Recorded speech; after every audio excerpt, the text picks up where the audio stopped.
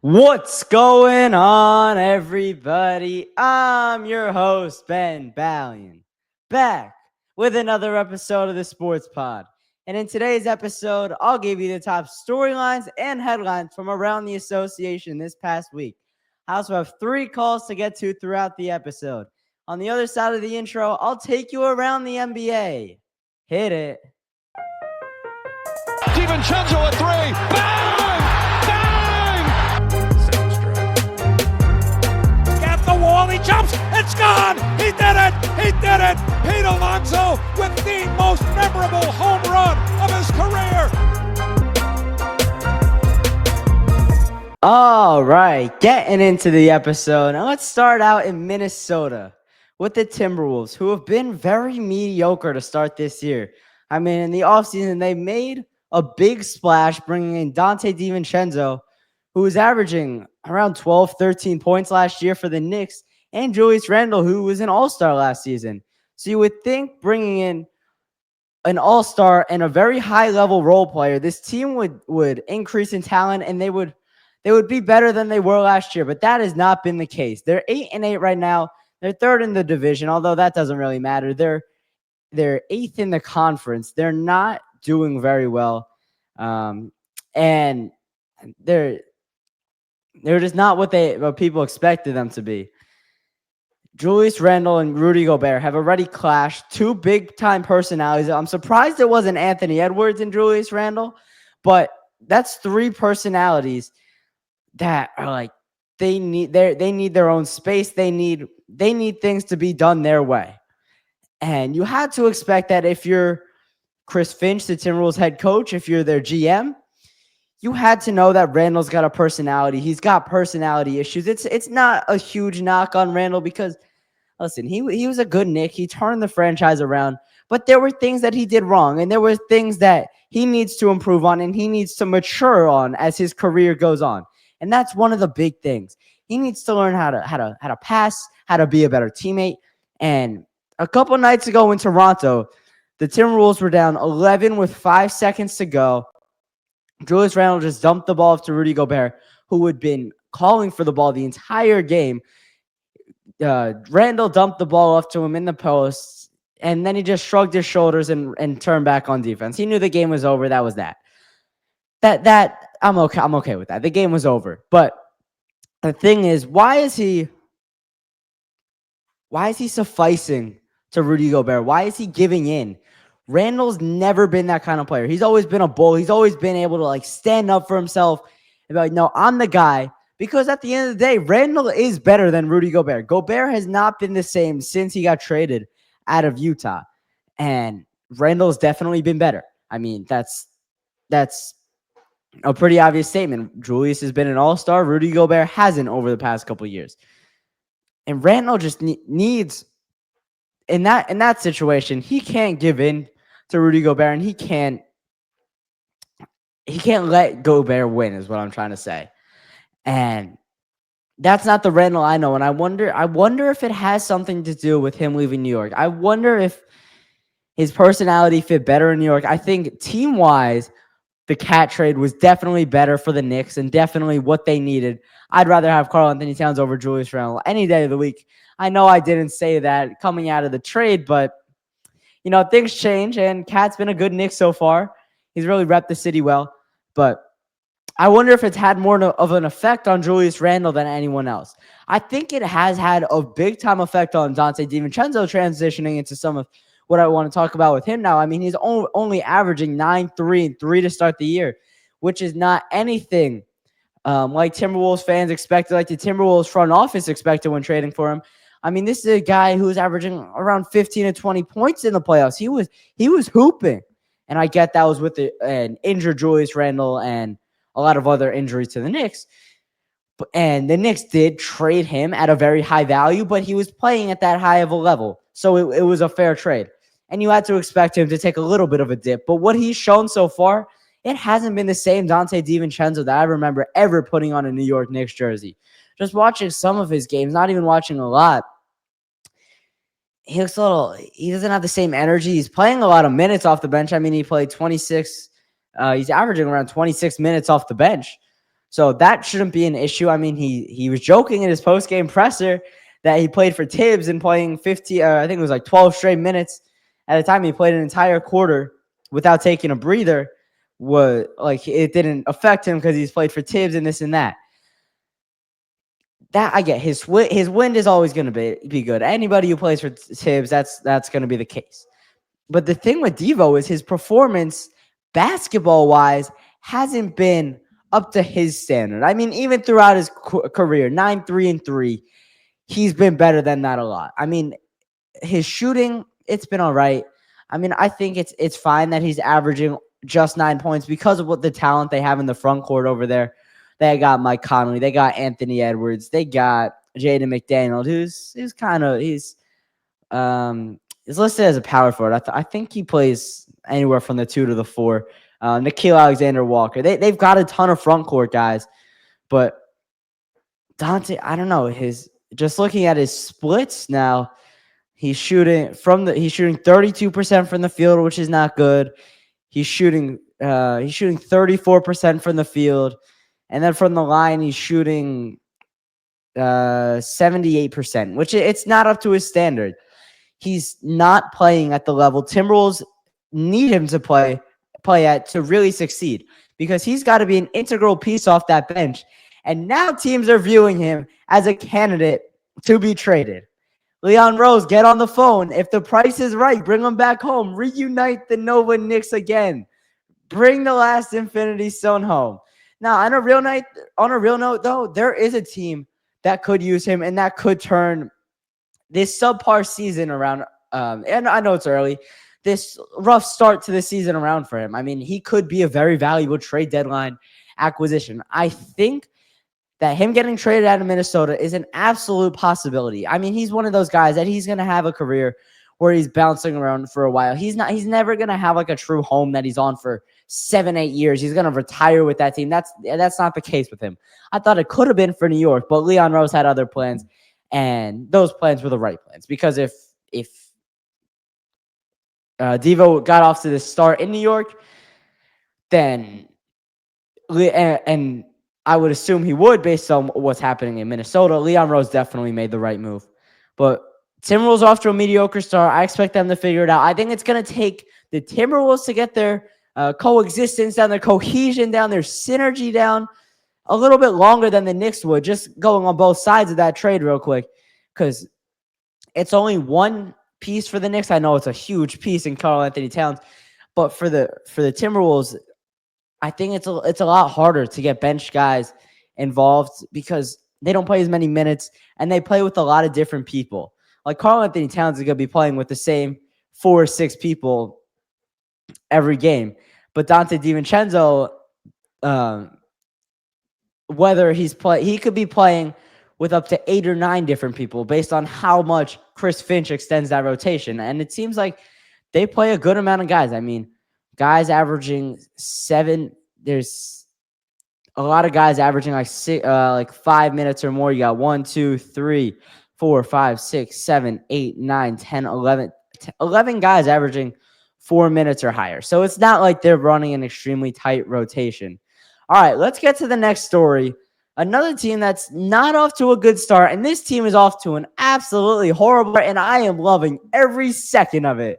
The Philadelphia 76ers are 3-12, ladies and gentlemen.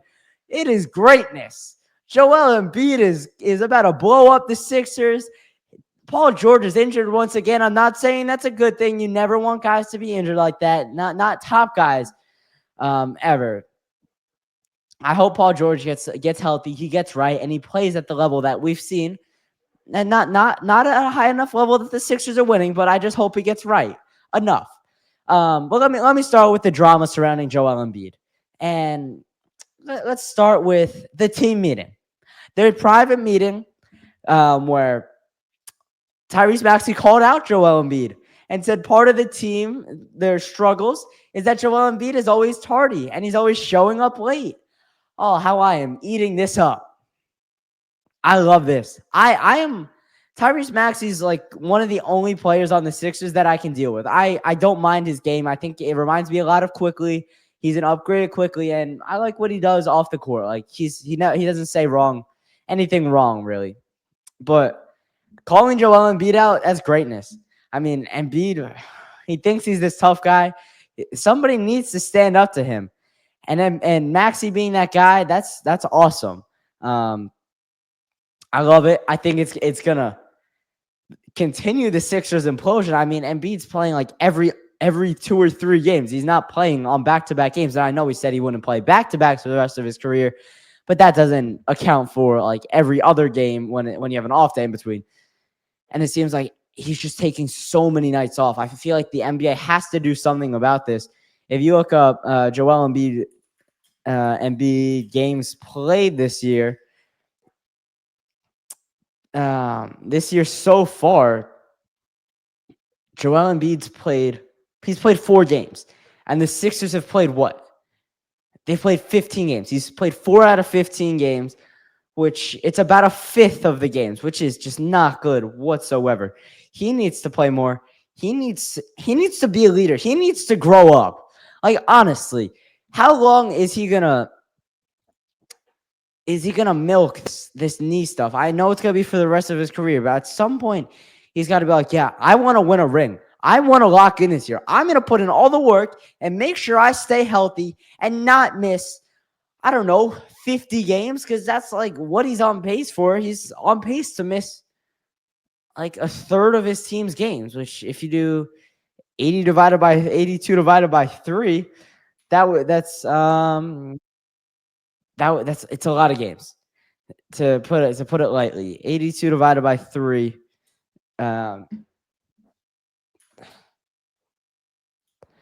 Joel Embiid is just not playing enough. That's the facts.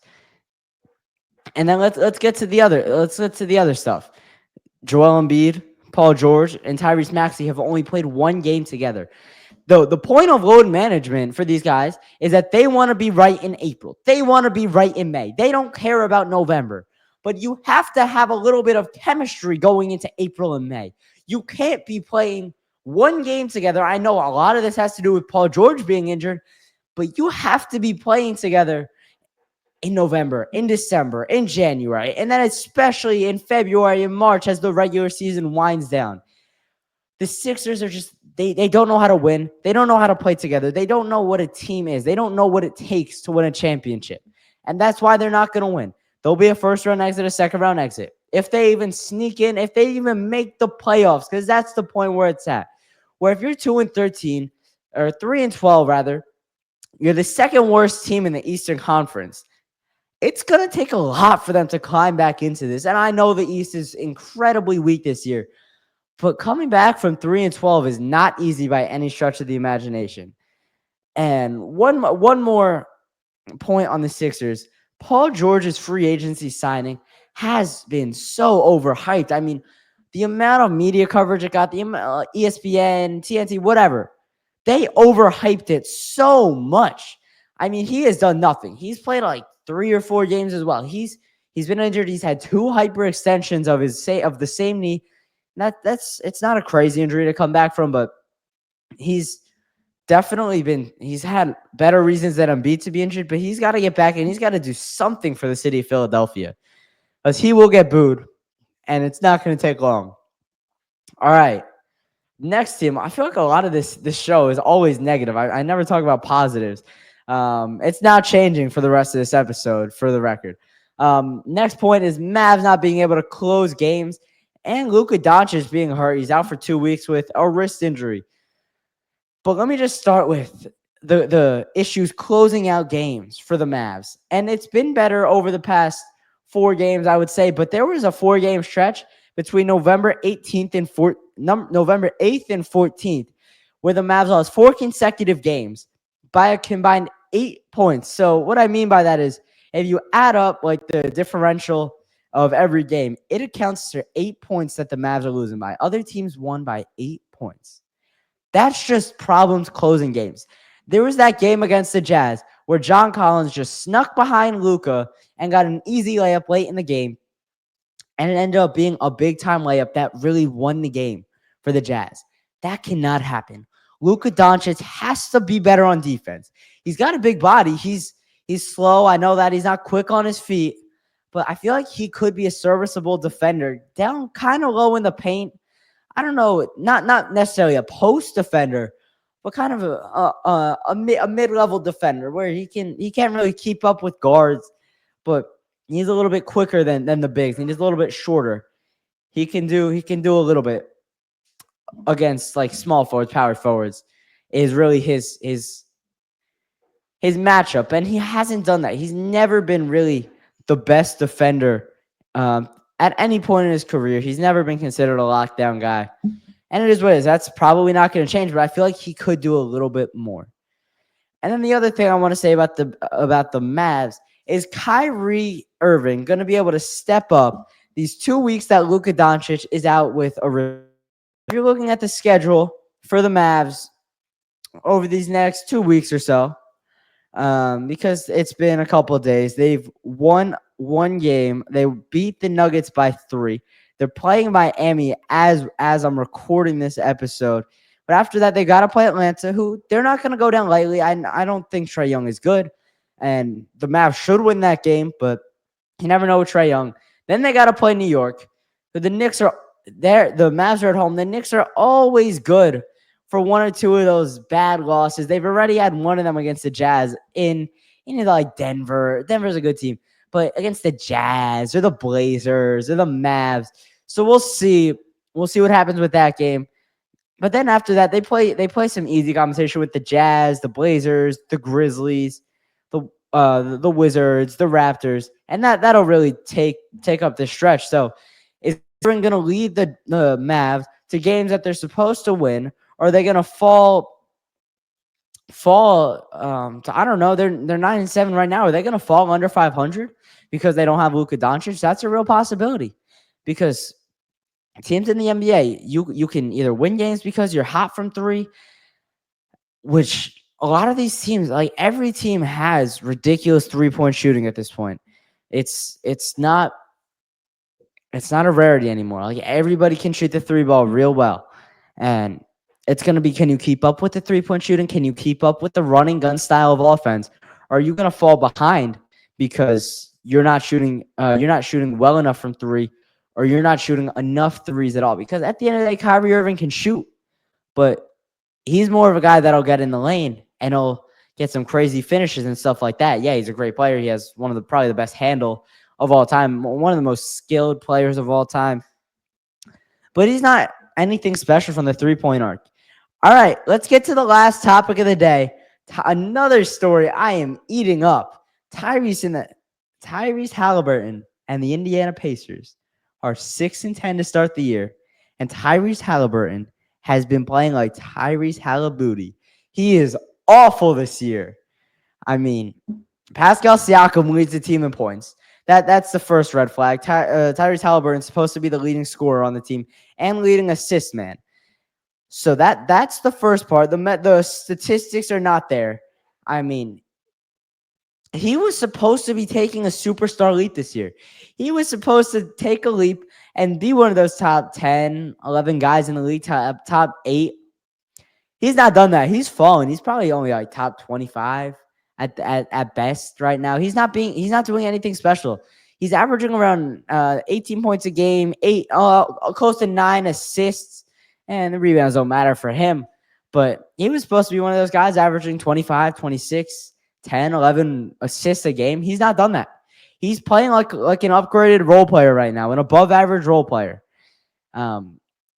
I think Josh Hart is playing better than him right now. I think Josh Hart is averaging a similar amount of points, similar amount of assists, definitely more rebounds.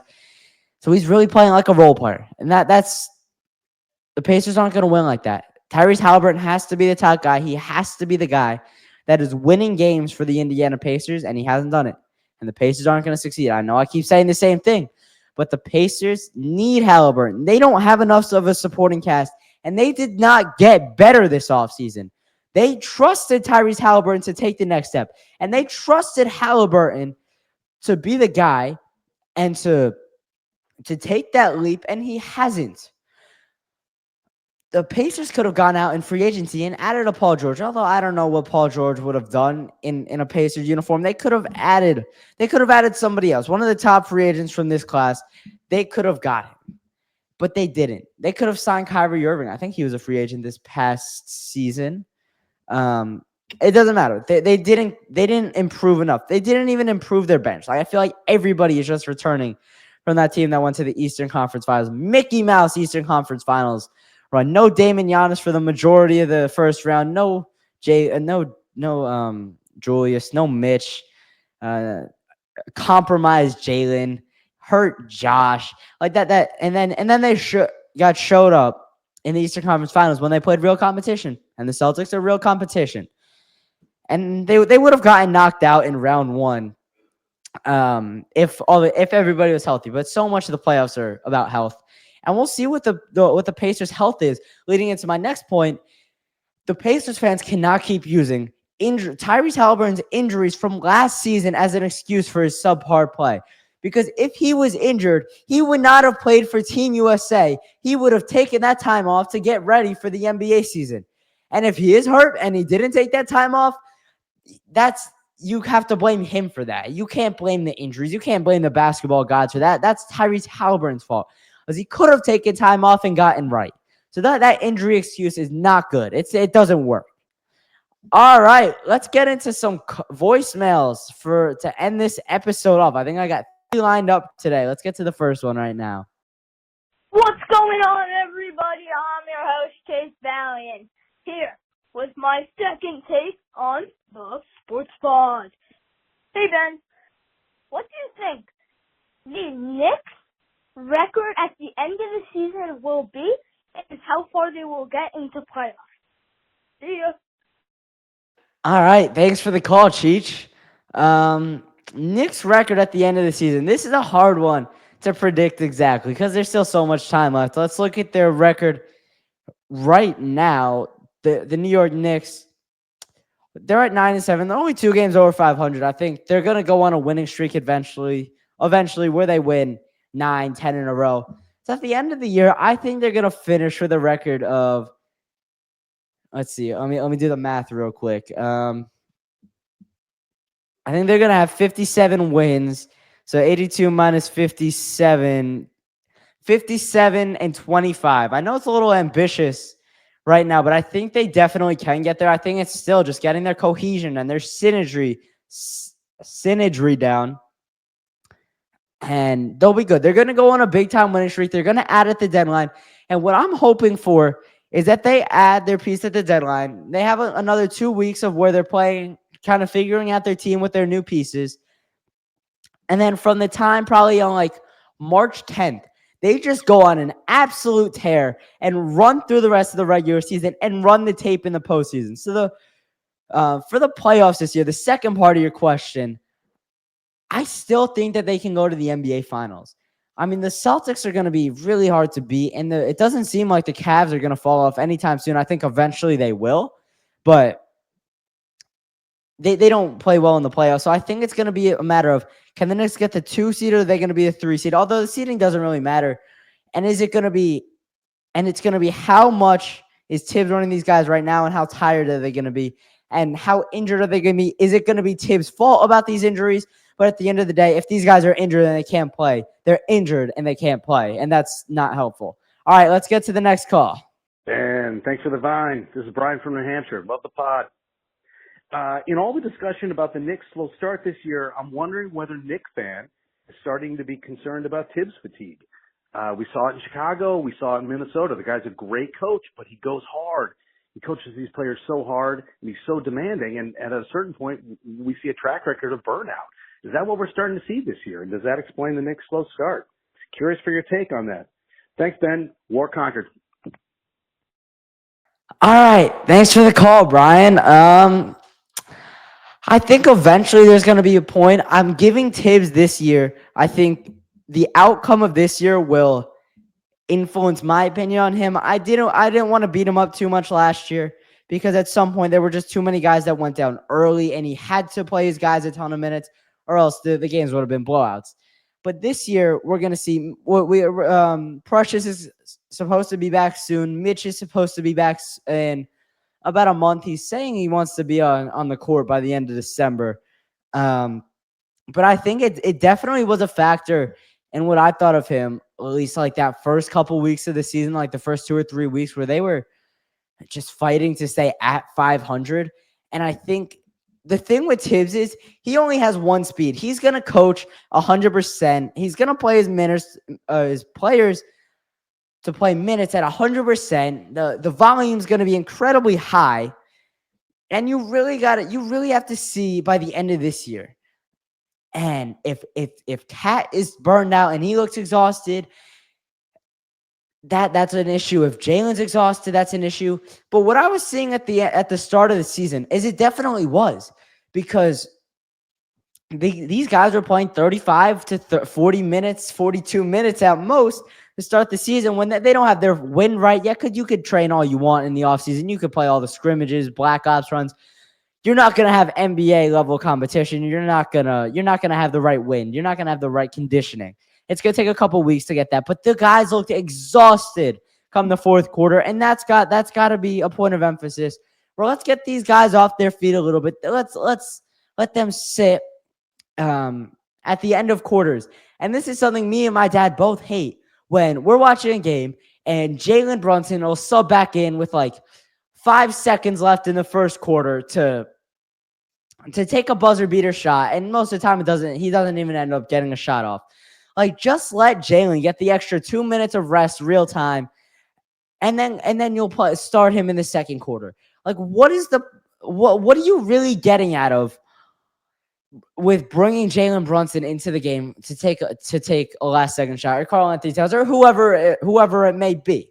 Like, why? What is the big point of bringing those guys into the game? So, yeah, I definitely think the burnout could be a factor at the end of the season, but it also might not be. I think we've got to let it play out a little bit more, and we'll see where we get to from there. All right, last call of the episode. Yo, what's up? It's Jack back from New Jersey. My sports take is that Lindor deserves a bigger contract than Shohei Ohtani. Thanks, Ben. I don't know where you're coming from on that one. I really don't. I mean, Lindor, leading wise and fielding wise, yeah, he's better than Ohtani. But Ohtani can pitch at close to a Cy Young level, and he can hit at an MVP level. He can win the MVP unanimously as a DH saw this year. There is no way that Francisco Lindor, as much as I love Lindor, and I absolutely adore Francisco Lindor, there's no way he deserves a bigger contract for just hitting or for being a shortstop than Shohei Ohtani does for being a two-way player and the best player in the MLB. That just doesn't make any sense to me. But if you're going based off this year, yeah, Lindor deserved to make more money than Ohtani, and he did with the deferrals, but that I don't really count that. If you're going based off what the contract, the AAV would be without the deferrals, Ohtani's making more, but Lindor did deserve more this year. But just wait till next year, and Ohtani's going to be back on the mound with probably like 2-3 ERA or something ridiculous like that. All right, that's going to do it for this episode. If you enjoyed, make sure you leave a like, subscribe, or follow based on your platform. If you want to call in, call the number 848-305-8073. And then check back in a couple of days to see if I reacted to your message. Leave your questions, leave your takes. Doesn't necessarily have to be sports related. It could be anything. I would rather sports, but if you want to call about something else, you do that. All right, make sure you go check out all my socials linked in the description below. And most importantly, keep it locked with the Sports Pod.